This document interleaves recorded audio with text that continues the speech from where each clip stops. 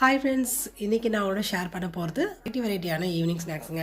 So இது எல்லாமே அக்கா ஊர்லேருந்து வந்திருந்தப்போ அவங்க கடையிலேருந்து எடுத்துகிட்டு வந்திருந்தாங்க. ஸோ அதுதான் இன்றைக்கி நான் உங்களோட ஷேர் பண்ண போகிறேன். என்னென்ன மாதிரியான ஸ்நாக்ஸ்லாம் இருக்குது அப்படின்னு பார்க்கலாம்.